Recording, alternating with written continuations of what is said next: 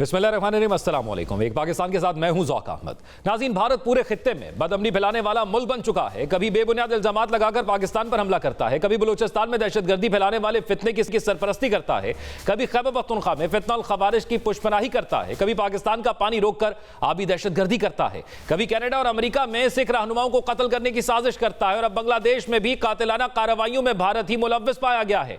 भारत का रवैया खित्ते में अमन के लिए मुस्तकिल खतरा कैसे है, इसका सबूत अक़वाम मुत्तहिदा की रिपोर्ट में भी सामने आ चुका है। भारत ने पहलगाम हमले में पाकिस्तान की मुदाखलत का बेबुनियाद इल्जाम लगाकर पाकिस्तान पर हमला किया था, लेकिन अब अक़वाम मुत्तहिदा की रिपोर्ट में कहा गया है कि भारत पहलगाम हमले में पाकिस्तान के मुलव्विस होने के कोई ठोस शवाहिद पेश नहीं कर सका। रिपोर्ट में यह भी कहा गया है कि 7 मई को भारत ने पाकिस्तान की हदूद में फौजी ताकत का इस्तेमाल किया, जो अक़वाम मुत्तहिदा के चार्टर की खिलाफवर्जी है। तहरीक तालिबान पाकिस्तानी नामी फितनल खवारिज को भी भारत की मदद और सरपरस्ती हालती है।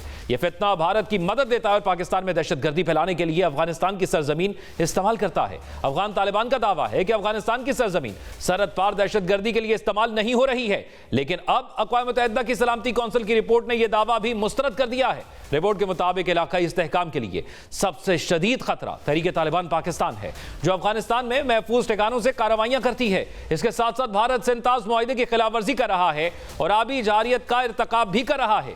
इसने दरिया चनाब के बाद दरिया जेहलम का पानी भी रोक लिया है। हेड मराला, रावी, लिंक नहर में पानी का बहाव 0 हो चुका है। National Security Committee has declared that any attempt to stop or divert the flow of water to Pakistan under the treaty will be considered as an act of war. Water is life and cannot be weaponized. Bharat Bangladesh में हुए कातिलाना हमले में भी मुलव्विस पाया गया है। बांग्लादेश तलबा तंजीम इनकलाब के तर्जुमान उस्मान हादी को कातिलाना हमले में मार दिया गया। मीडिया रिपोर्ट में यह किया जा रहा है कि उस्मान हादी के कातिल भारत की सरहद से गैर कानूनी तौर पर दाखिल हुए थे और फिर भारत ही फरार हो गए। उस्मान हादी के कत्ल पर बांग्लादेश में शदीद एहतजाज और पुरतशद्दुद मुजाहिरे हुए। मुश्तिल मुजाहिरीन ने सड़कों पर निकलकर अवामी लीग और मीडिया इदारों के दफातर को आग लगा दी। शेख मुजीब का घर जला दिया, तोड़ फोड़ करके आम सड़कें बंद कर दी। मुजाहिरीन ने मुतालबा किया कि हादी पर हमले के जिम्मेदारान को फौरी तौर पर इंसाफ के कटहरे में लाया जाए। यह वक्त है कि आलमी बरादरी खित्ते में भारत की जारहाना पॉलिसियों और रियासती दहशतगर्दी का संजीदगी से नोटिस ले। इसी तमाम सूरत हाल पर बात करने के लिए हमारे साथ air commander retired Khalid Chishti साहब मौजूद हैं, जबकि उनके साथ साथ कमरुज़्ज़मान साहब जो कि बांग्लादेशी जर्नलिस्ट हैं वो भी हमारे साथ मौजूद हैं। कमरुज़्ज़मान साहब, I will start with you. I just want to know the exact situation right now, because anti-India protests over the killing of a revolutionary leader were started. Right now, what is the situation in Bangladesh? Actually, since last night, after the information, the popular young leader was died in Singapore after being shot, last December 12.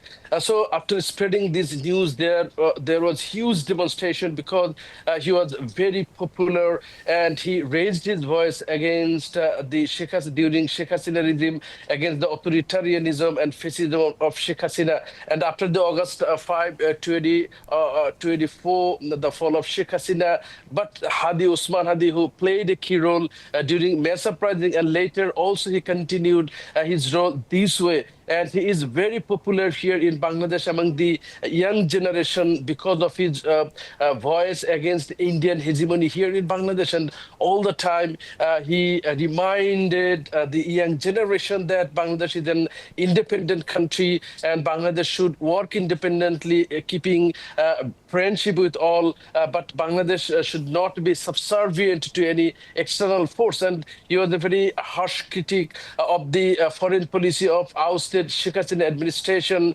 and Sheikh Hasina, who was considered to be a very loyal puppet of India in Bangladesh, in the history of Bangladesh. So Usman Hadi told this several times before the media and different public gatherings. So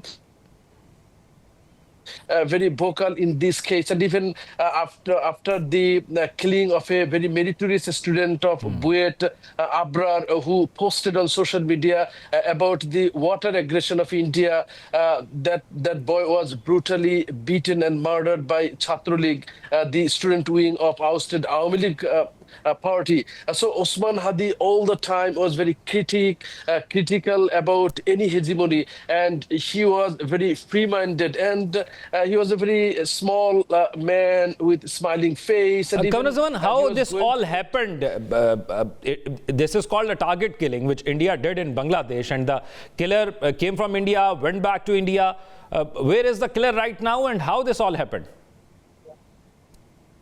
Actually, we don't have any exact evidence, but different reports and even some newspapers also reported that based on some flooding information and based even some local television channel who went to the border area and they made investigative report, and all informations, preliminary informations, doubts indicates that the killer went to India. And there is a report some moments back I saw, and it recorded that the killer is now in Maharashtra of India.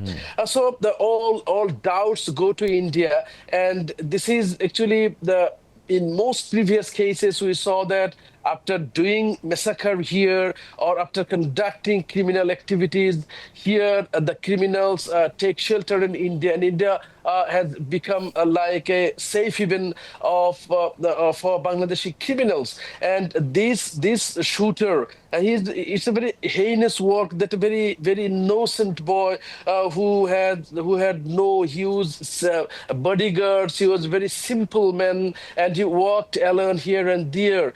So this man, this popular young leader, was killed on broad daylight. So people are so much shocked, and there is now huge anti-Indian sentiment regarding this issue, and even the slogans that were uttered by the protesters since last night was Delhi or Dhaka, Dhaka, Dhaka, and whether we Right. want freedom For my or audience, I just want to freedom. translate what you did, what you said.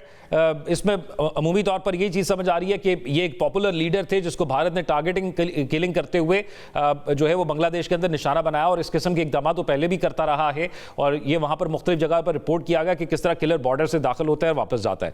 Air commander retired Khalid Chishti साहब भी हमारे साथ मौजूद हैं। खालिद चिश्ती साहब, India जो बांग्लादेश के अंदर कर रहा है रीजनल सिक्योरिटी को, वो कभी अफगानिस्तान के थ्रू खतरा जो है वो पहुंचा रहा है, अब बांग्लादेश के अंदर भी मुतादिद कार्रवाइयाँ हो रही हैं, इंडिया चाह क्या रहा है? इन्वाइट किया। देखिए, ओवर 3-4 डिकेड्स में तकरीबन हिंदुस्तान को दुनिया ने आदत डाल दी थी कि जो वो रीजनल पॉलिसी करेगा, क्योंकि चाइना उस वक्त इतना स्ट्रांग नहीं था, इंडिया ज़्यादा स्ट्रांग था, ग्रोइंग ताकत चाइना बन रहा था, लेकिन उससे पहले हिंदुस्तान को शायद ये ज्यूम करने में कोई इतनी मुश्किल पेश नहीं आई ओवर द ईयर्स कि अमेरिका भी मेरी मर्जी मानता है, रशिया भी मेरी मर्जी मानता है, यूरोप तो मानता है क्योंकि बहुत बड़ी इकोनॉमी है, ज़ाहिर है ट्रेड है, बायलैटरल रिलेशन है, नेशनल इंटरेस्ट कन्वर्ज करती हैं।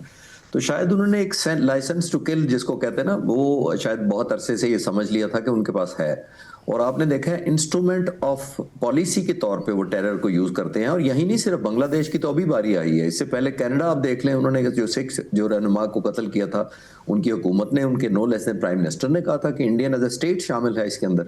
उसका क्या मतलब था? इसका मतलब यही था कि जहां वो समझते हैं कि कोई ऐसी थ्रेट है, वो बायलॉज या इंटरनेशनल रूल्स और रेगुलेशन, एथिक्स, मोरालिटी, कोई यूनाइटेड नेशंस के प्रोसीजर किसी को फॉलो नहीं करते। तो बांग्लादेश बीइंग वैसे उनका नेबरहुड मुल्क है, 16 साल का उनको इन्फिल्ट्रेशन उनकी पहले भी इतनी हो चुकी है हसीना वाजिद के ज़माने में, तो उनके आई एम श्योर उधर स्लीपिंग सेल ऐसे होंगे जिनको उन्होंने इस्तेमाल किया होगा और ये मर्डर करवाया है। और जैसे मैंने कहा कि अब दुनिया की आंखें खुल भी रही हैं वैसे, और खुल जाएंगी आने वाले वक्तों में, कि हिंदुस्तान जैसे मैंने कहा कि एज ए पॉलिसी यूज करता है टेरर को, और एलिमिनेशन पॉलिसी पे करता है। एक होता है अपरूट कराना, ट्रिगर कराना किसी इंस्पिरेशन को, या ऐसी कोई क्रिएट करना, अनरेस्ट क्रिएट कराना, वो हिंदुस्तान नहीं, वो उससे ज्यादा आगे चला गया हुआ है कि जो उसको समझता है कि हमारी नेशनल इंटरेस्ट से कॉन्फ्लिक्ट कर रहा है। ये इटसेल्फ एक फ्रस्ट्रेशन शो होती है। पाकिस्तान के मुतालिक भी उनकी फ्रस्ट्रेशन थी मई में, जो हमने तो काफी हद तक निकाल दी, लेकिन बांग्लादेश के मुतालिक भी मुझे ये फ्रस्ट्रेशन का एलिमेंट ही लगता है, जिसके अंदर वो समझते हैं कि अगर हमारी बात कोई सीधे तरीके से नहीं मानेगा तो हम बाय फोर्स, कंपल्शन और टेरर और ऑब्वियसली वेपनाइजेशन करके भी करवा सकते हैं। तो बड़ा अफसोसनाक है, जितना कंडेम किया जाए कम है, लेकिन आई एम श्योर दुनिया बहुत जल्द और ज्यादा जाग जाएगी। ठीक है। Kamruzzaman, if we talk about the investigation right now, how many people are arrested as a prime suspect and who are दे?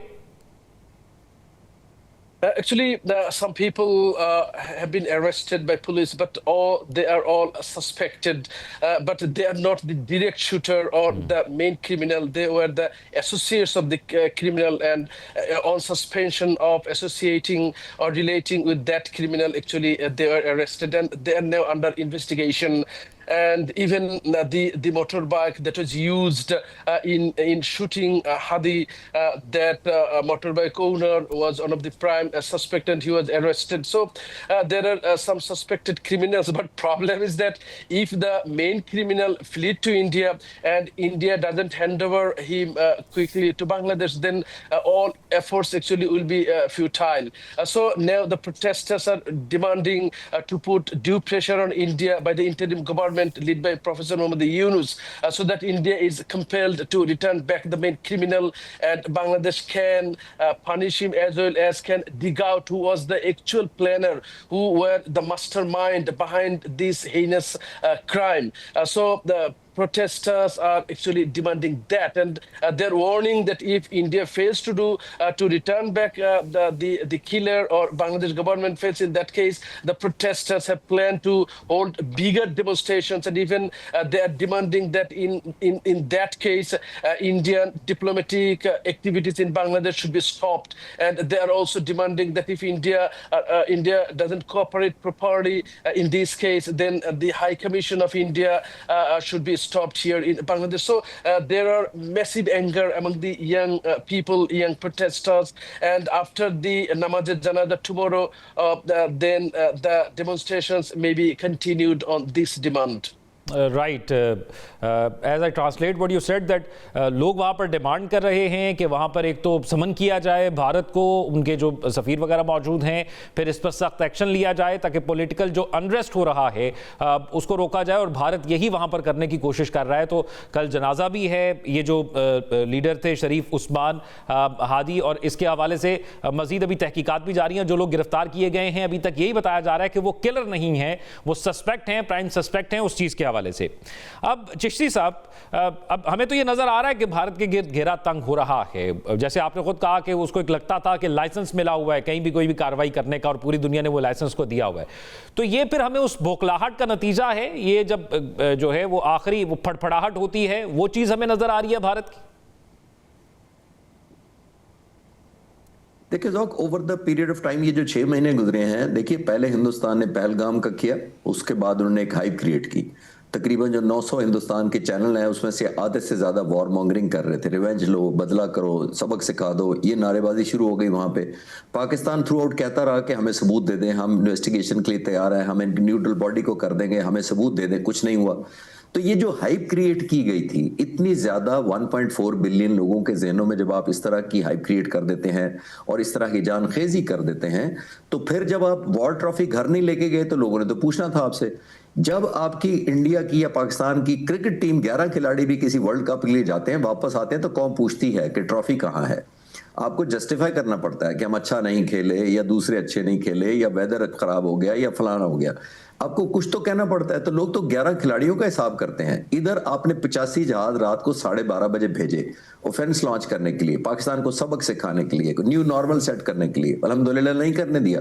जो सरप्राइज वो हमें देने आए थे, उनकी अपनी एयरफोर्स सरप्राइज हो गई। तो अब इस बैकग्राउंड में वो क्या करें?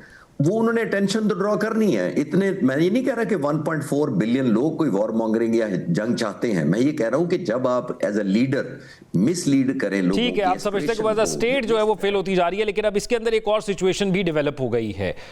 वो ये सिचुएशन डेवलप हो गई है कि अब अक़वाम मुत्तहिदा की रिपोर्ट के अंदर ख़ास तौर पर ये जो पाक भारत जंग हुई थी इसके हवाले से बताया गया, तहफ़्फ़ुज़ात का इजहार किया गया, और साथ कहा गया कि गैर जानिबदाराना तहकीकात भी की जाए, और जो कुछ भारत ने ताकत का इस्तेमाल पहल की है अक़वाम मुत्तहिदा के चार्टर की खिलाफ वर्जी है। हम भी कहते हैं कि गैर जानिबदार तहकीकात होनी चाहिए। तो कैसे मजबूर किया जाए भारत को, पूरी दुनिया कैसे मजबूर करे कि यही चीज़ है, यही इसका हल है, इसी से सच्चाई सामने आएगी और इसी से मुस्तकिल अमन भी कायम होगा कि वो इस बात पर आ जाए कि तहकीकात हों। देखिए, मैं एक बात जो शाम को भी मुख्तलिफ चैनल्स पे बात कर रहा हूँ, तो मैंने ये की है, मैं आपकी कॉस्ट ऑफ रेपुटेशन दोबारा मैं करता हूँ। मैं जुलाई में गया था अमेरिका और कनाडा विजिट्स पे, कुछ लेक्चर्स थे, कुछ इंटरव्यूज देने थे। तो वहाँ एक कनेडियन, इंडियन कनेडियन, ऑब्वियसली एक ओरिजिनली फ्रॉम इंडिया, एक कनेडियन थे, एक सिख थे, उन्होंने मेरे साथ इंटरव्यू किया। जब वो इंटरव्यू खत्म हुआ तो उन्होंने कहा कि आप समझते हैं कि अब क्या वे फॉरवर्ड है as a fighter pilot air force की, आप क्या सजेस्ट करेंगे अपने दूसरे मुल्क को जो आपके खिलाफ है, उसको क्या सजेस्ट करेंगे? तो मैंने उस वक्त सजेस्ट किया था, 5-6 महीने गुजर गए, आज भी वैलिड है। मैंने कहा था कि इंडिया को चाहिए कि ग्रेसफुल एग्जिट स्ट्रैटेजी प्लान करें। दैट मीन्स निकल जाएं इसमें से कि जी गलती हो गई, ताकि लोग भूल भाल जाएं। दुनिया के पास गाजा है, दुनिया के पास पीस कीपिंग है, दुनिया के पास और इतने इश्यूज हैं कि दुनिया भूल जाएगी। तो मैंने कहा था कि हम फाइटर पायलट्स को ये बताया जाता है कि अगर आप स्टक हो जाएं तो लाइफ सेविंग के लिए आपने एक एग्जिट स्ट्रैटेजी रखनी होती है। तो मैंने उस वक्त सजेस्ट किया था जुलाई के महीने में कि ग्रेसफुल एग्जिट प्लान कर लें। उन्होंने नहीं चॉइस किया। जब आप ये नहीं करेंगे तो देखिए, दुनिया तो इंटरनेशनल मैगजीन है, इंटरनेशनल न्यूज चैनल्स हैं, डिजिटल प्लेटफॉर्म्स हैं, 200-300 चैनल हर घर में आ रहे हैं, हर एक के हाथ में डिवाइस है मोबाइल की। आप जैसे जर्नलिस्ट हैं जो इन्वेस्टिगेशन करते हैं, जो फैक्ट फाइंडिंग करके दुनिया को दिखाते रहते हैं, तो हम तो नहीं कर रहे। अब प्रेसिडेंट ट्रंप 60 दफा कह चुके हैं, एरो मैगजीन ने कल कह दिया, तो दुनिया तो आपके पीछे लगी रहेगी, क्योंकि आपने खुद पीछे लगाया हुआ है अपने कि मेरे पीछे आओ, क्योंकि मैंने डिनाइल मोड में कहना है। जब तक आप डिनाइल मोड में इंडिया रहेगा, दुनिया आपको सबूत देती रहेगी। एक बात अब यूनाइटेड नेशन ने दिया है, तो आप ये कह रहे हैं कि हमें किसी प्लेटफॉर्म पर जाने की शायद जरूरत ही ना पड़े। प्लेटफॉर्म तो वो होते हैं जो यूनाइटेड नेशन ने तो कितनी दफा कंडेम किया है इजराइल को गाजा के मुतालिक। तो क्या हो गया? सीज फायर हो गया था? किसी ने कोई कंपनसेशन कर दी गाजा के शहीदों को और जो बेचारे मासूम जख्मी हुए? कुछ नहीं हुआ। तो दुनिया नहीं करती। लेकिन दुनिया, जैसे मैंने कहा, एक सेंस ऑफ ट्रूथफुलनेस तो सारी दुनिया में है ना, जिससे अल्लाह ताला दुनिया चला रहे हैं। तो ये खुद ब खुद फिल्टर होते जा रहे हैं एवरी डे बेसिस पे। हम नहीं अब कह रहे, दुनिया कहना शुरू हो गई है। जो मैं 5-6 महीने से कह रहा था, 4 जहाजों के टेल नंबर ये हैं, हम दिखाने को तैयार हैं। ठीक है, ये फिल्टर हो भी रहा है और चिश्ती साहब, और हमारी सिफारती कामयाबी के हम इस चीज़ को जो है वो बहुत हद तक इसमें कामयाबी भी हुई कि दुनिया इस चीज़ को मान भी रही है। बहुत शुक्रिया air commander retired Khalid Chishti साहब और कमरुज़्ज़मान जर्नलिस्ट बांग्लादेश से हमारे साथ मौजूद थे, तमाम सूरत हाल पर गुफ्तगू कर रहे थे। नाज़रीन, प्रोग्राम में शामिल करेंगे एक ब्रेक के बाद खुशामदीद। नाज़रीन, क्या तरीके इंसाफ के मिशन मुफाहमत को कामयाबी मिलेगी या ये मश्क ला हासिल रहेगी?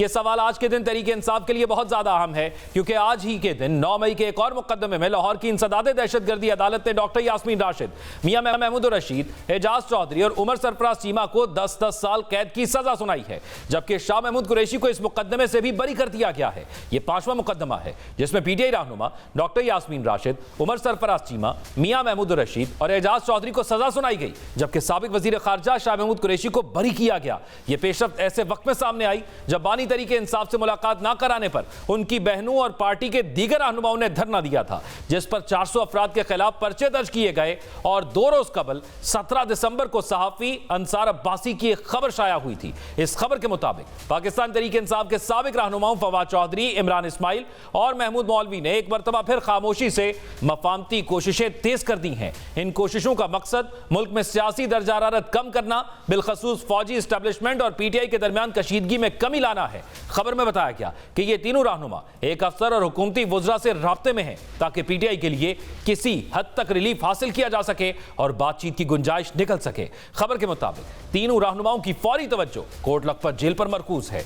ये वही जेल है जहां मियां महमूद रशीद, एजाज चौधरी, उमर सरफराज चीमा, डॉक्टर यास्मीन राशिद और शाह महमूद कुरैशी कैद हैं। ये तमाम रहनुमा पहले ही खुलकर मुज़ाकरात की हिमायत कर चुके हैं और बातचीत को आगे बढ़ाने का वाहिद काबिल अमल रास्ता ये करार दे चुके हैं। कोट लखपत जेल में कैद पीटीआई रहनुमाओं ने अपने वकील के जरिए एक खुला लग खत लिखा, जिसमें कहा गया है कि हर सतह पर गुफ्तो शनीद ही मसाइल का वाहिद हल है। लेकिन अब इन सभी रहनुमाओं को 10-10 साल कैद की सजा और सिर्फ शाह महमूद कुरैशी की बरियत मफाहमत को कोशिशों को आगे बढ़ाएगी या यह मिशन नाकाम होगा। और सवाल यह भी है कि शाह महमूद कुरैशी मफाहमत के लिए राजी हो भी जाएंगे और बानी तरीके इंसाफ राजी ना हो तो मामला कैसे आगे बढ़ेगा। अब इसी तमाम सूरत हाल पर बात करने के लिए हमारे साथ सीनियर सियासतदान महमूद मौलवी साहब मौजूद हैं। बहुत आपके वक्त का। महमूद मौलवी साहब, ये बताइएगा कि कुछ लोग इस मफाहमत को मिशन इम्पॉसिबल समझते हैं, जिसको आप 3 रहनुमा पॉसिबल करने की कोशिश कर रहे हैं, तो ये फरमाइएगा कि ये पॉसिबल कैसे होगा और अब तक क्या पेशरफ्त इसमें हुई है, आपकी जो मुलाकातें हुई हैं उसमें। बिस्मिल्लाहिर्रहमानिर्रहीम। पहले तो मैं आपको ये बात ये बता दूं कि अब 3 से हमारे पास मेरे ख्याल से कोई 15-20 लोग हैं, जिसमें से बहुत से लोग जो है ज़्यादातर लोग पीटीआई के ही हैं। सर ये 15 के और नाम वो बता सब देंगे? कोशिशें नहीं, नाम में हम कुछ अरसे में कुछ मतलब बहुत जल्दी हम एक प्रेस कॉन्फ्रेंस करके ये सारे नाम आपको सामने आ जाएंगे, आप उनके तस्वीरों के साथ और ये सारे पीटीआई से ठीक है इस वक्त मौजूदा पीटीआई से हैं या साबका पीटीआई इस में वक्त रहे हैं ये? नहीं, इस वक्त इसमें बहुत से मौजूदा भी हैं और साबका भी हैं। कोई नई जमात तो नहीं बनाने लगे महमूद मौलवी साहब? नहीं नहीं नहीं नहीं, जो देखिए एक चीज़ है, इस वक्त जो है हम चाह रहे हैं कि ये जो इस वक्त जो सूरत हाल है ना, जो टेम्परेचर है इसको नीचे लेके आए जाए, ताकि देखें पॉलिटिकल स्टेबिलिटी आए। ऑलरेडी मुल्क में जो है काफ़ी स्टेबिलिटी आ रही है, इकोनॉमिकल स्टेबिलिटी बेहतर की तरफ जा रही है। मैं ये नहीं कहूँगा कि बहुत अच्छी जा रही है, बेहतरी की तरफ आ रही है। तो इस वक्त हम चाहते हैं कि पॉलिटिकल स्टेबिलिटी आए और जो है ये टेम्परेचर नीचे आए। तो इसलिए हम पूरी कोशिश कर रहे हैं। जैसे आपने शुरू में कहा मिशन इम्पॉसिबल, मेरी ज़िंदगी में मैंने तो किसी चीज़ को इम्पॉसिबल नहीं समझा। देखिए ना, आदमी वो बोलते हैं ना, नीयत साफ तो मंजिल आसान। तो हमेशा से मेरी यही सोच है और हम सारे लोगों की सोच है कि जी इंशाल्लाह ये रंग लेके आएगी। और जो है ये जो है ये हम जो कोशिश कर रहे हैं ये टेम्परेचर भी नीचे आएगा और बहुत जल्द देखिए मुफाहमत भी होगी। और आपने इसकी एक जो है मैं आपको कहूँगा निशानदगी, हम तो बहुत मतलब कोशिश कर रहे हैं। मैं बड़ी खुशाइन बात करूँगा, पीटीआई के जो सीएम हैं केपीके के, उन्होंने जो 2 रोज़ कबल या कल जो है जो इक़दामात उठाए हैं, वो जो है एक फ्लेक्सिबिलिटी दिखा के उन्होंने बड़े पॉजिटिव वे में अपने सूबे के और मुल्क के मफाद में वो जो डिसीशंस लिए हैं।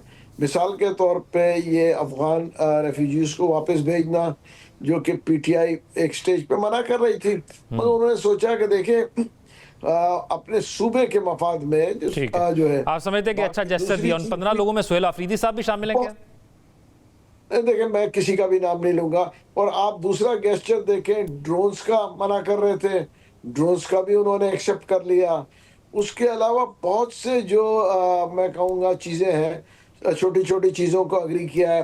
वो जो पानी का पाइपलाइन का था जो कि केपीके से मरी के बीच में आ रहा था, उसको भी देखिए वो एक बड़ी खुशाइन बात है। ठीक है, आप समझते हैं कि पीटीआई के अंदर खुद ये सोच डेवलप हुई है, उसमें तब्दीली भी हो रही है। लेकिन अगर अब देखा जाए, आपने कहा कि ये मामलात अफ़ाम तफ़हीम की तरफ जाएंगे, सब कुछ होगा। आज 9 मई के एक और मुकदमे में सजाएं सुना दी गई। शाह महमूद कुरैशी साहब जो हैं वो उसमें बरी हो गए हैं, लेकिन डॉक्टर यास्मीन राशिद, मियां महमूद रशीद, एजाज चौधरी और उमर सरफराज चीमा साहब को 10-10 साल कैद की सजा सुनाई गई। और ये वही लोग हैं जिनके बारे में शाह महमूद कुरैशी साहब से तो आप मिले, लेकिन इन लोगों के बारे में आप कहते हैं कि ये मुफाहमत की बात करते हैं। एक तरफ सजाएं सुनाई जा रही हैं, दूसरी तरफ मुफाहमत की बात हो रही है। पैरेलल कैसे होगा ये? देखिए एक तो आप ये देखें ना, देखिए ये पॉलिटिकल केसेस जो बहुत सारे होते हैं ना, इसमें सजाएं भी होती हैं। आप पास्ट हिस्ट्री उठा के देख लेना और ये ख़त्म भी हो जाती है, क्योंकि 2.5-3 साल तो काट चुके हैं। कानूनी नुक्ते से भी देखें तो 3 साल तो काट चुके हैं। तो अगर कानूनी हिसाब से भी देखें तो ये पेरोल पे भी बाहर आ सकेंगे, ये ज़मानतों पे भी बाहर आ सकेंगे। कानूनी नुक्ता नज़र है। मैं तो वकील नहीं हूँ, वकील भी आपको बताएंगे कि गवर्नमेंट जब चाहेगी तो, क्योंकि 3 साल हो चुके हैं, तो इसके ऊपर भी बहुत आसानी है, कोई ऐसी मुश्किल नहीं है। अच्छा, अंसार अब्बासी साहब की खबर है एक, महमूद मौलवी साहब, उसके अंदर बताया गया कि आप जो 3 रहनुमा हैं, इमरान इस्माइल साहब, फवाद चौधरी साहब और आप तीनों का एक हुकूमती जो वजीर से भी राब्ता है और किसी अफसर से भी राब्ता है। तो आपके राब्ते कहाँ कहाँ हैं? एस्टैब्लिशमेंट से भी है? देखिए एक चीज ये कहना कि देखें मेरी इस्टेब्लिशमेंट, देखें हम इस्टेब्लिशमेंट को इतना हवा क्यों बना। इस्टेब्लिशमेंट हमारी है, ये मुल्क की इस्टेब्लिशमेंट है, ये पाकिस्तान की इस्टेब्लिशमेंट है। मैं पाकिस्तानी हूँ। अगर मेरी इस्टेब्लिशमेंट से कोई बात हो जाती है तो इसमें बुरा लगने की या घबरा जाने की क्या बात है? तो महमूद मौलवी साहब, मैं भी यही पूछ रहा हूँ, इसी मुल्क की इस्टेब्लिशमेंट है, आप उसके साथ राब्ते में हैं, क्या ये उनकी मर्जी से इनिशिएट हो रहा है जो बात आप कर रहे हैं, जो मुलाकातें आप माजी में कर चुके हैं शाह महमूद कुरैशी से या दीगर? देखिए इस वक्त तो ये बिल्कुल स्टैंड स्टिल पे आ चुका है। उसकी वजह यह है कि उस ट्वीट के बाद इस वक्त जो है हर चीज जो है फ्रीज हो चुका है। मगर मैं बहुत पुर उम्मीद हूँ कि कुछ अरसे में ये दोबारा जो है ये चीज़ें जो है हमारी जो है कोशिशें फिर शुरू हो जाएंगी। इस वक्त सब फ्रीज है। पहले जो है देखिए इस्टेब्लिशमेंट जो है, लोग कहते हैं कि जी इस्टेब्लिशमेंट हर वो चीज को, ये मैं आपको आपके चैनल पे कह रहा हूं, हर वो चीज को अग्री करेगी इस्टेब्लिशमेंट जो कि मुल्क के मफाद में हो और अवाम के मफाद में हो। महमूद मौलवी साहब, जब पिछली दफा आपकी मुलाकात हुई थी शाह महमूद कुरैशी साहब से, आपने हमारी प्रोग्राम में कहा था कि कुछ वुज़रा से भी मुलाकात होगी। क्या इस दौरानिये के अंदर, अब तो इसको कुछ वक्त गुजर चुका है, आपकी कोई मुलाकात हुई हुकूमती सतह पर भी? जी, मेरी हुकूमती सतह पे मैंने अभी कहा था, कल राना सनाउल्लाह साहब ने आपको चैनल पे भी कौन से चैनल पे कहा कि बिल्कुल उन्होंने एग्री किया कि हमारी मुलाकात हुई थी। हमारी स्पीकर साहब से भी मुलाकात हुई, राना सनाउल्लाह साहब से भी मुलाकात हुई, वजीर कानून से भी मुलाकात हुई। देखिए ना हमारे, और उन्होंने जो है ना जो बड़ापन दिखाया, उन्होंने कहा कि जी हम सियासी लोग हैं, I give full credit to them, to PML. तो उस मुलाकात में आपने इमरान खान की रिहाई की बात की? देखिए हमने सारी चीजें बात की।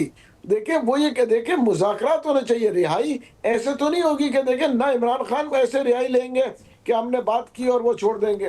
देखिए रिहाई होगी कोर्ट के कानून के तरीके से होगी ना, अगर रिहाई भी होती है जब भी, तो ये तो नहीं होगा कलम के साथ रिहाई होगी। देखिए ये केसेस कोर्ट में चल रहे हैं और वर्डिक्ट कोर्ट में आया है, किसी हुकूमत ने उनको बंद नहीं किया हुआ है। कोर्ट का वर्डिक्ट है, उसको महमूद मौलवी साहब, आप जब ये कोर्ट लखपत के लोग हैं, इनके बारे में भी आपने कहा कि पेरोल पे भी बाया आ सकते हैं। इमरान खान के बारे में आप कह रहे हैं कि ये तो कानून के मुताबिक रिहाई होगी।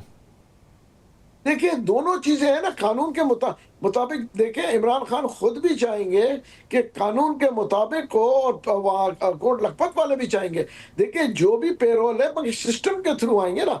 देखिए ये कोई एनआरओ ना वो दे रहे हैं ना ये ले रहे हैं, तो ये हम एनआरओ की तो बात नहीं कर रहे। अगर एनआरओ ले रहे होते तो मैं कहता कि जी कलम के उसके ऊपर वो डिसीजन आ जाएगा।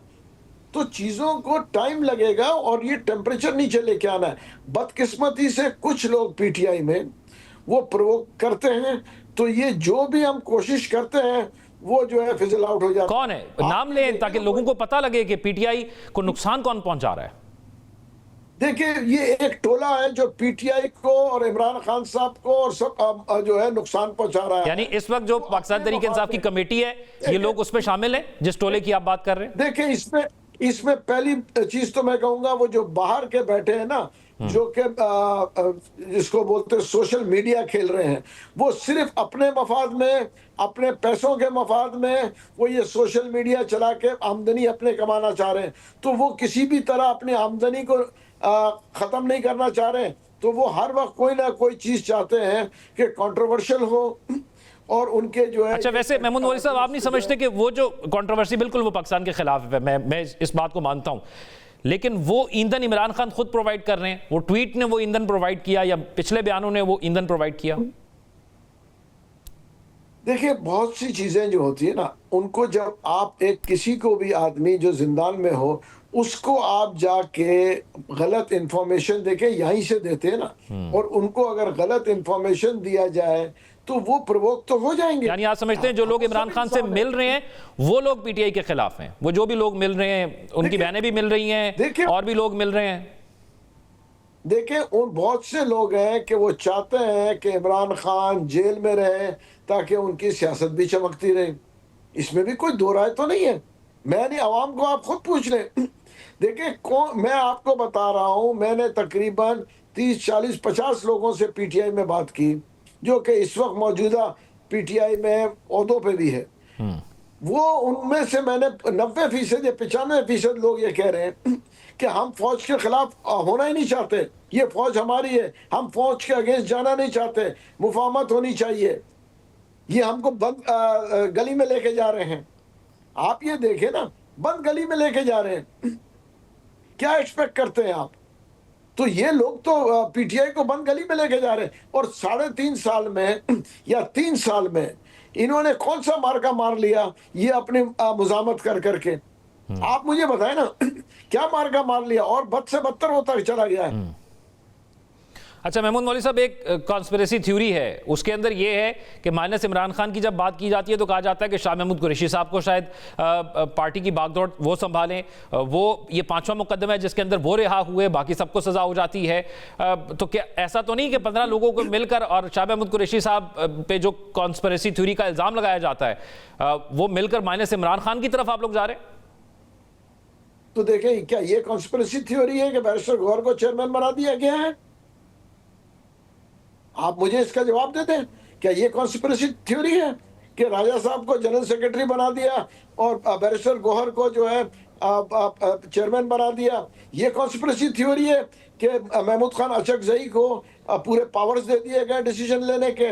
ये कॉन्स्पिरेसी थ्योरी है कि मौलाना राना अब्बास साहब को अथॉरिटी दे दी है डिसीजन लेने के लिए?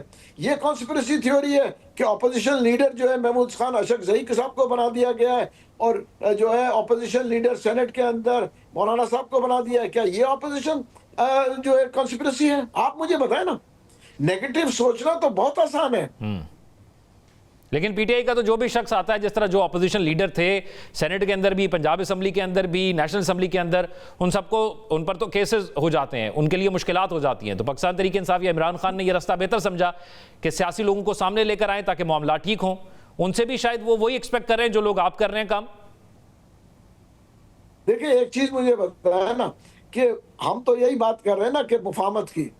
आप मुझे बात बताए ना कि अगर चले, आपने कहा ऑपोजिशन लीडर, क्या और लीडर्स नहीं है? आप मुझे तो सारे पावर्स उन्होंने कहा कि जी डिसीजन लेने के पावर्स टेक्निकली उन्होंने इन दोनों साहिबान को दे दिए जो कि उनका पीटीआई से ताल्लुक नहीं है। तो फिर आप जब एक चीज उनको दे सकते हैं तो पीटीआई के लीडर्स को क्यों नहीं? तो आप समझते हैं इमरान खान ने गलत फैसला किया? नहीं, देखिए, आप मुझे इसका जवाब कोई दे देना। क्या ये इमरान खान साहब, इनके ऊपर भरोसा नहीं है या इन लोगों को जो इस वक्त के लोग हैं उनको काबिल नहीं समझते? आप मुझे बताएं ना। अगर जो आदमी मैं बाहर से लेके आऊंगा तो उसकी वजह यह है कि या तो मुझे इन पे भरोसा नहीं है या और जहां तक आप शाह महमूद कुरैशी साहब की बात करते हैं, 2.5 साल उस शख्स ने जेल काटा जिस जुर्म में वो थे नहीं, और वो कितनी कुर्बानियां दें, और उसके बावजूद उसके ऊपर जो है सोशल मीडिया बात करता है। लेकिन इसका तो फिर कोई एंड नहीं है ना। जैसे मैंने आपको कहा ना, अगर कॉन्स्पिरेसी थ्योरी है, मैंने इतने सारे मिसाल दिए, इनको भी कॉन्स्पिरेसी थ्योरी कहें। अच्छा, आपने एक जगह जिक्र किया कि एस्टेब्लिशमेंट, हुकूमत और इमरान खान जब तक तीनों राजी नहीं होंगे तब तक मामलात आगे नहीं चलेंगे। तो इमरान खान साहब का जो बयानिया है उसके अंदर तो हमने आखिरी ट्वीट में देख लिया, फिर हुकूमत से आपने बात की, आपने कहा वो एग्री हैं, कहीं ना कहीं किसी ना किसी बात से आपको लगा। क्या एस्टेब्लिशमेंट भी एग्री है?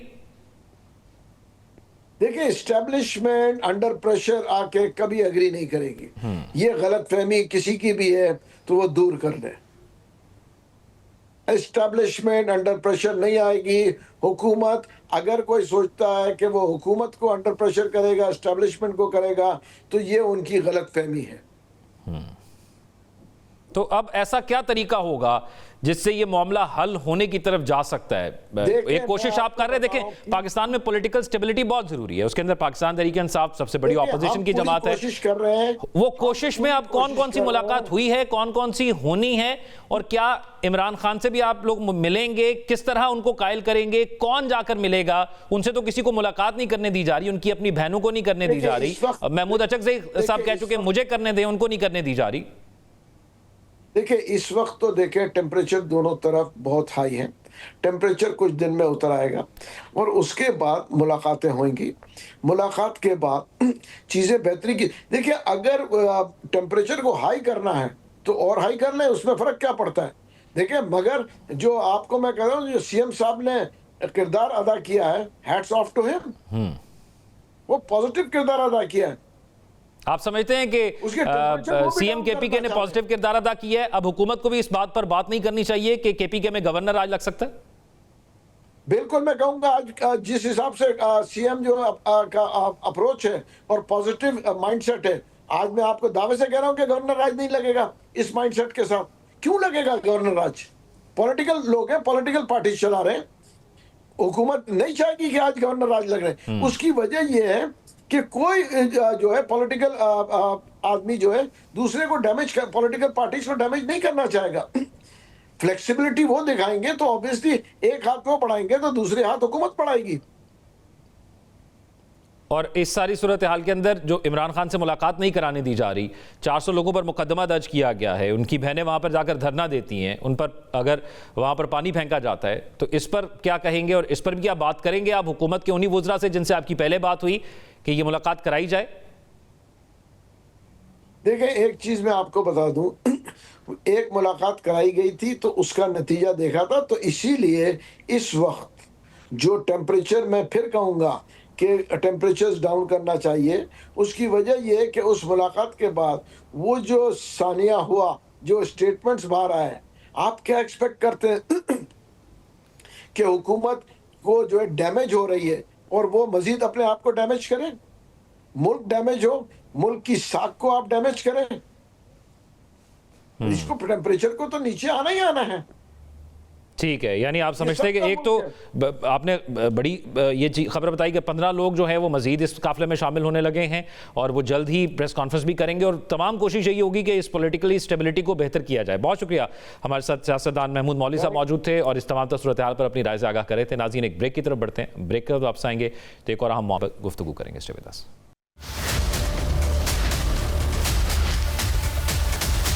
नाज़रीन, कराची के भत्ताखोर एक बार फिर सरगर्म हो गए हैं। बिल्डर्स और डेवलपर्स से भत्ता वसूल करने के लिए गैर मुल्की नंबर से कॉल्स की जाती हैं, धमकियां दी जाती हैं और फिर बराह रास्त फायरिंग तक कर दी जाती है। स्टाफ को जख्मी कर दिया जाता है।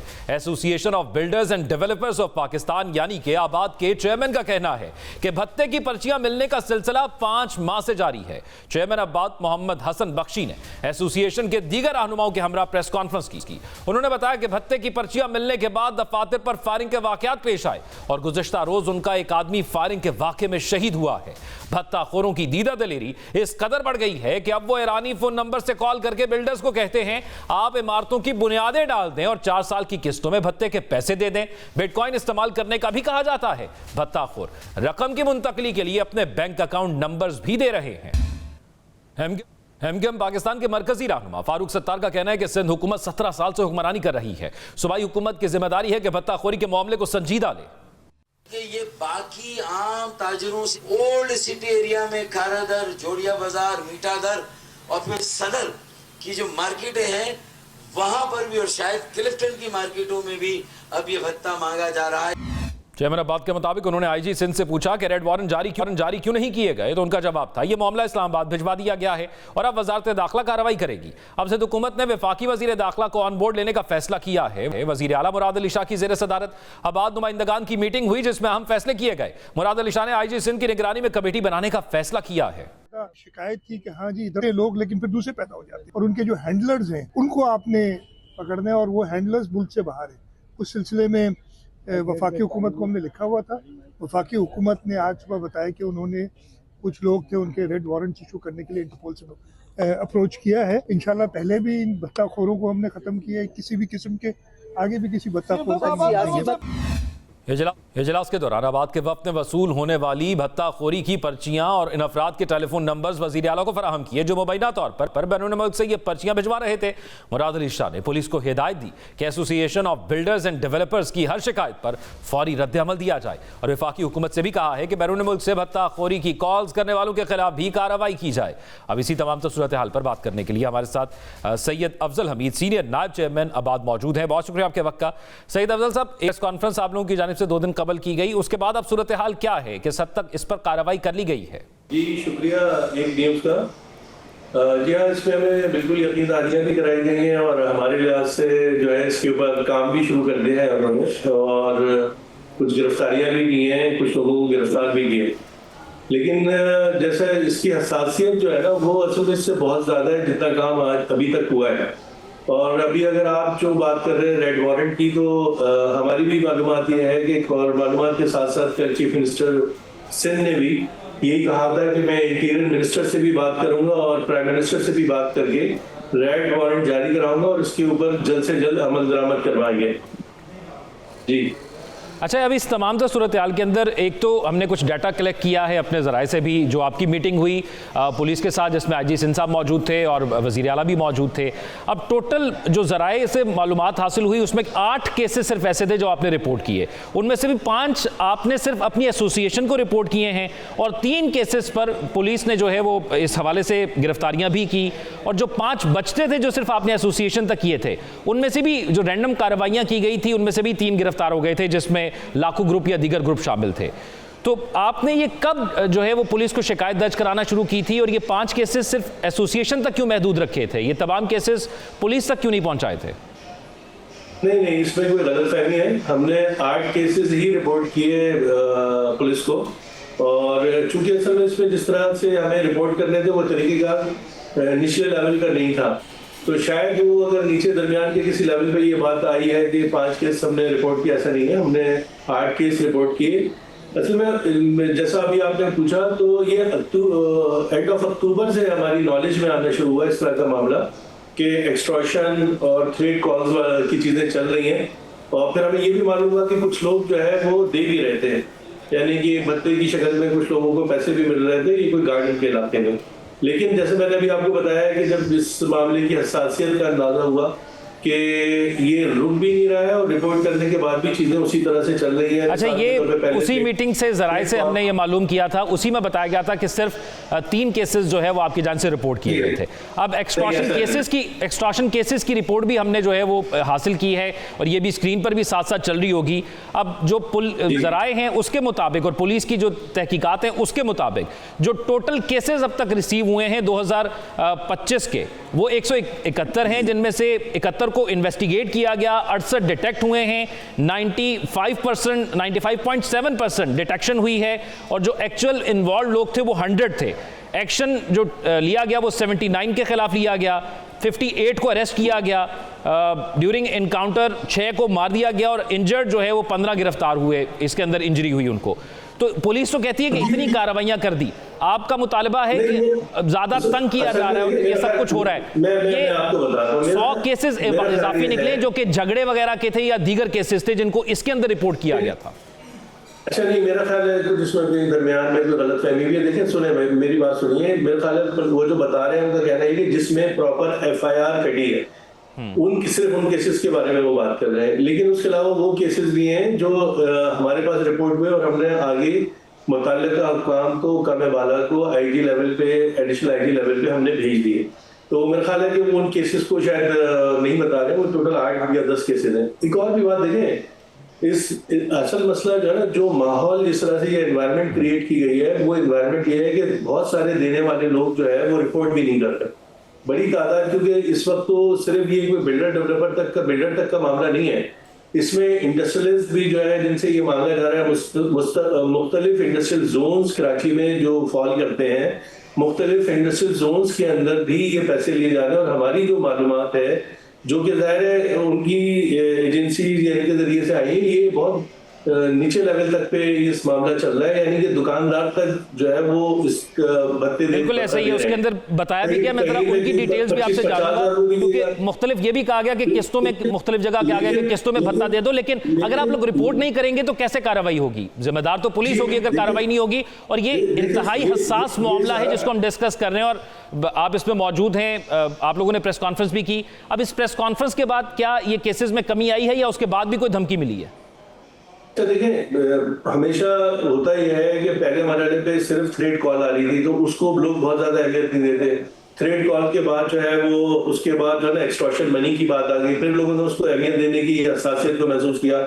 जब तीसरा मरहला आया ना कि जिसमें उन्होंने प्रोजेक्ट्स पे जाके पर्ची भी दी और साथ फायरिंग भी की और लोगों को जख्मी या उसमें हलाकत भी हुई, वहां जब ये सारी सूरत बनी तो फिर हमें मजबूरन प्रेस कॉन्फ्रेंस की तरफ जाना पड़ा, क्योंकि हम ये समझते हैं कि बिजनेस कम्युनिटी का, बिजनेसमैन का ये काम नहीं है कि वो इन सारी चीजों को लेके जो है ना चले, लेकिन जब मामला बहुत आगे बढ़ जाता है तब मजबूर हो जाते हैं। फिर जैसा मैंने आपको कहा कि इस दौरान में छोटे दुकानदार और बड़े इंडस्ट्रियलिस्ट या दरमियान के, यानी कि ये रिपोर्ट चैम्बर्स में भी हुई है, ये रिपोर्ट जो है वो इंडस्ट्री जो हमारे यहाँ काटी है या मुख्तलिफ जो हमारे इंडस्ट्रियल जोन है वहां पे भी रिपोर्ट हुआ है।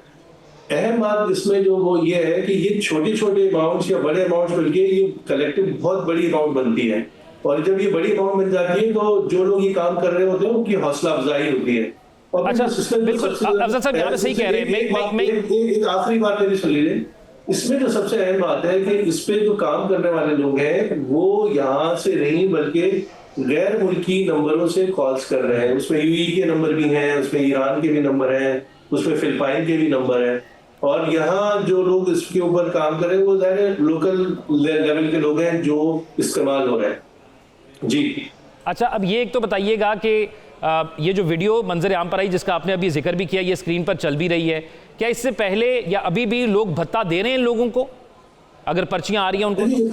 यकीनन आज भी हमारी मालूमात के मुताबिक आज भी थ्रेड कॉल्स आई हैं एक दो जगह पे। इसी तरह हैदराबाद में भी एक जगह उन्होंने जो है वो बुलेट फेंकी है। इस तरह के वाक़यात चल रहे हैं, और मैं ये नहीं कह रहा कि इस पे काम नहीं हो रहा। इस पे जाहिर है कि जो एजेंसीज हैं वो अपना काम कर रही हैं, जो लॉ एनफोर्समेंट एजेंसीज हैं वो अपना काम कर रही हैं। हमने तो ये सारी बातें करने का मकसद ये है कि देखें हमारा मामला जो है ना वो ये है कि ये माशी सरगर्मियां अगर रुकेंगी ना, और अगर लोग और ज्यादा बेरोजगार होंगे जैसा कि बेरोजगारी में इजाफा हो रहा है, तो इससे ये मसाइल बढ़ेंगे।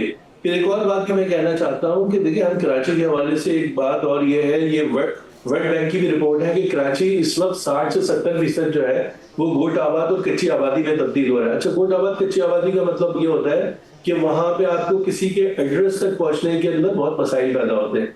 हमारा कहना यह है कि इसके साथ साथ अगर आप ये मसाइल को हल करेंगे तो साथ साथ आपको कराची के इंफ्रास्ट्रक्चर को भी बेहतर करना पड़ेगा। अच्छा, अब ये बता दीजिए अफजल साहब, ये लोग कौन हैं जिनकी ये जो 5-6 लोगों का नाम लिया जाता है? एक तो कहा जाता है कि कुछ बैंक अकाउंट्स दिए जाते हैं, वो छोटे ताजरों को कहा जाता है कि पाकिस्तानी बैंक अकाउंट्स के अंदर ट्रांसफर कर दिया जाए, लेकिन बड़े बिल्डर्स को या बड़े ताजरों को कहा जाता है कि बिटकॉइंस के अंदर डील कर लिया जाए। ये किन लोगों के नाम से पर्चियां आ रही हैं जो कह रहे हैं कि आप पाकिस्तान से बाहर पेमेंट्स करें, 4-4 साल का इंस्टॉलमेंट प्लान दे रहे हैं वो आप लोगों को? ये हैं कौन, नाम क्या ऊपर आता है? जैसे देखिए हमारे पास जो कॉल्स आई हैं गैर मुल्की नंबरों से या जो उन्होंने अपने नाम जाहिर किए हैं, उनमें वसीउल्लाह लाकू हैं, उसमें अहमद अली मक्सी हैं, उसमें जमील शांगा है, और उसके साथ साथ और 2-3 नाम है जिन नामों से कॉल्स आई हैं या जिन्होंने ये सारी एक्सटॉर्शन मनी की डिमांड की है या थ्रेड कॉल्स की। और क्या ये एक गैप के बाद आना शुरू हुआ है, या हमने देखा कि कराची के हालात 2-3 साल पहले या 4-5 साल पहले मुख्तलिफ थे, इसी किस्म का एक माहौल होता था, वो गैप रहा या एकदम दोबारा शुरू हो गया, या ये होता रहा लेकिन आपने हाईलाइट अब आके किया? नहीं, मेरा ख्याल ऐसा नहीं था। ये तकरीबन 12-15 साल पहले जो है ना, जो बहुत ज्यादा कराची में भत्ता कल्चर और ये सब चीजें बहुत ज्यादा थी, और ये मीडिया के जरिए भी हमेशा हाईलाइट होती रहती थी। उसके बाद फिर हमारी जो एजेंसीज हैं, जो हमारी लॉ फोर्स एजेंसीज हैं, उन सब ने यहाँ पे काम किया, और ये काम तकरीबन रुक गया था, और बहुत कहीं हो रहा होगा जो कि हमारी नॉलेज में नहीं है, लेकिन जिस तरह अभी एक तरह से हाईलाइट होना शुरू हुआ गुज़िश्ता 2-3 महीने से, तो उसमें तो बिल्कुल वाज़ेह तौर पे फिर प्रोजेक्ट्स के ऊपर भी फायरिंग के वाक़यात साथ साथ ये सारी चीजें दोबारा से शुरू हुई। मैं समझता हूँ कि ये 2-3 महीने में इसमें बहुत ज्यादा तेजी से इजाफा हुआ है। और मुतमईन है अब तक जो कार्रवाई की जा रही है, और क्या जो मुतालबा आपका था कि रेड वारंट जारी किए जाएं और वो विफाक ने करने, सिंध ने कहा कि हमने विफाक को कहा हुआ है, वो प्रोसेस हो गया है? जी, हमें लगता है कि जैसा कि कल सीएम साहब ने भी यकीनदारी कराई थी चीफ मिनिस्टर प्राइम मिनिस्टर साहब के हवाले से भी और इंटीरियर मिनिस्टर साहब के हवाले से भी, कि वो खुद जाती तौर पे बात भी करेंगे, और साथ साथ जो हमारे सूबे को यानी कि इनको जो अपना प्रोसीजर कंप्लीट करके रेड वारंट के लिए भेजना था तो वो उसको फौरन भेजेंगे। तो मुझे लगता है कि उन्होंने अपनी जिम्मेदारी पूरी की होगी। और कोई ऐसा नेटवर्क बनाया गया है जिसके अंदर किसी को कोई भत्ता पर्ची आती है या धमकी की कॉल आती है तो उसको किसी ऐसे प्लेटफॉर्म पर रिपोर्ट किया जाए जहां पर फौरन उसको तहफ़्फ़ुज़ भी दिया जा सके और कार्रवाई भी हो सके? जी हाँ, इसमें मेरे ख्याल है जहाँ तक 2-3 प्लेटफॉर्म है जिस पे शायद काम हो रहा है ये, और ज़ाहिर बहुत सारी चीज़ें आपको पता है कि वो हमारी नॉलेज हमें भी नहीं बताते हैं, वो अपने तौर पे इस काम को कर रहे होते हैं, तो यकीनन वो इसकी हसासियत को समझते हैं, तो उन्होंने इसी लिहाज से ये सारा प्लान मनसूबाबंदी की। नहीं, लेकिन अगर किसी को कॉल आती है बिलफर्ज खुदा ना खास्ता अभी इस वक्त और तो वो कहाँ पे रिपोर्ट करता है? वो पहले एसोसिएशन को रिपोर्ट करता है, एसोसिएशन पुलिस को रिपोर्ट करती है? जी एसोसिएशन को रिपोर्ट करता है वो, उसके बाद जो है ना हम, और कभी कभी वो डायरेक्ट भी करते हैं वो। इसके अलावा मैंने जैसा आपको बताया कि वो डायरेक्ट एजेंसीज को भी रिपोर्ट होता है, आईजी एडिशनल आईजी लेवल पे भी रिपोर्ट होता है, तो वो फौरन रिपोर्ट हो जाता है। और अगर ये रिपोर्ट होता रहा तो इस पे कार्रवाई क्यों नहीं हुई? जिम्मेदार कौन है? आप क्या समझते हैं जिम्मेदार कौन है? ये मैकेनिज्म बना हुआ है जो आप पूछ रहे हैं, ये मैकेनिज्म बना हुआ है। क्या बना हुआ है? ये मैकेनिज्म बना हुआ है, ये तरीकेकार बना हुआ है जो आप पूछ रहे हैं, वो इसी तरह से हो रहा है। और अगर अब तक कार्रवाई नहीं हो रही, जिसकी वजह से आप मजबूर हो गए कि प्रेस कॉन्फ्रेंस करनी पड़ी, एक शख्स आपका शहीद हो गया, गार्ड्स पर हमने देखा फायरिंग हुई, तो जिम्मेदार आप किसको ठहराते हैं? कौन था जिम्मेदार? देखिए, पहली बात तो ये कि इसमें जो है ना, अगर हम ज़ाहिर बुनियादी जिम्मेदारी लॉ एनफोर्समेंट एजेंसीज की है और उन्हीं की जिम्मेदारी है कि किसी भी किस्म का लॉ एंड ऑर्डर इस तरह के जो मसाइल पैदा हो तो उनको रोकना उनका काम है। लेकिन अखलाकी और माशरती तौर पे हम सब की भी जिम्मेदारी है कि एक तो ये कि बेरोजगारी जितनी कम होगी, इस तरह के इशूज मामला कमी आएगी, इसके अलावा माशी सरगर्मियाँ बढ़ेंगी, इकनॉमी में बेहतरी आएगी। तो हम बहुत सारी सजेशंस जो है वो विफाक को भी देते रहते हैं, सूबे को भी देते रहते हैं। तो हम सब की जिम्मेदारी है कि जाहिर है कि इसमें जो क्रिमिनल्स लोग हैं वो ऐसे लोगों को इस्तेमाल करते हैं जो इसमें तो बहुत सारी तादाद में लोग बेचारे बेरोजगारी का सामना कर रहे हैं, उनको वो उस तरह के लोग मिल जाते हैं जो यहाँ लोकल सतह पे उनके लिए इस्तेमाल होते हैं। जाहिर है बड़े क्रिमिनल्स तो यहाँ बैठ के काम नहीं कर रहे हैं, वो गैर ममालिक में बैठे हुए हैं, वहाँ के सिम्स यूज कर रहे हैं, या जाहिर एजेंसीज को ज्यादा नॉलेज होगी, मालूम होगा कि वो किस जगह से बैठ के इन कामों को कर रहे हैं। तो मैं समझता हूँ कि इसमें हुकूमतों की भी जिम्मेदारी है, हम सब की जिम्मेदारी है कि हम बेरोजगारी को के लिए जो है ना उसको कम से कम करें और रोजगार में इजाफा करें। लेकिन उसके लिए बड़े फैसले करने की जरूरत है। हम मुस्तकिल SIFC को भी और साथ साथ जो है वो फील्ड मार्शल साहब को भी। अच्छा, कल आपकी तंजीम के जो चेयरमैन हैं वो कह रहे थे अगर हमारे मुतालबात को ना उस तरह हल किया गया जिस तरह हम चाहते हैं, या अमन व अमान को उस तरह बरकरार ना किया गया, ये कॉल्स आने का सिलसिला, ये पर्ची आने का सिलसिला ना बंद हुआ, तो फिर हम मुजाहरे भी करेंगे। तो क्या ये हिकमत अमली अपनाई गई है कि अगर वो मतलूबा नताइज हासिल नहीं होते जिस तरह आप बात करें तो उसके साथ फिर मुजाहरा भी कर सकते हैं या मजीद प्रेस कॉन्फ्रेंस करके एहतजाज रिकॉर्ड करवाएंगे? नहीं, ये मामला तो अगले मरहले में चला गया ना। देखिए, फौरन ही जो है वो इस मामले में, जैसा हमने कहा कि हुकूमत ने भी संजीदगी से लिया, चीफ मिनिस्टर साहब ने, लॉ मिनिस्टर, होम मिनिस्टर ने और बाकी जो लॉ एनफोर्समेंट एजेंसीज हैं उन्होंने भी इसको बहुत संजीदगी से लेके इस पे पहले भी यकीनन वो कुछ काम कर रहे थे, लेकिन उसमें अब उन्होंने बहुत तेजी से इस काम को करना शुरू कर दिया। तो मुझे भी लगता कि हमें किसी अगले स्टेज पे जाना पड़ेगा, उससे पहले ये मामला काफी हद तक इसमें बेहतरी आ जाएगी। बहुत शुक्रिया। सैयद अफजल हमीद साहब हमारे साथ मौजूद थे, सीनियर नायब चेयरमैन अब्बाद, और अब तक की जो कार्रवाई हुई और उस पर जो अब्बाद का मौक़िफ़ है उसके हवाले से अपनी राय का इजहार कर रहे थे। नाज़रीन, आज के प्रोग्राम से इतना ही। अपना ख्याल रखिएगा। अल्लाह हाफ़िज़।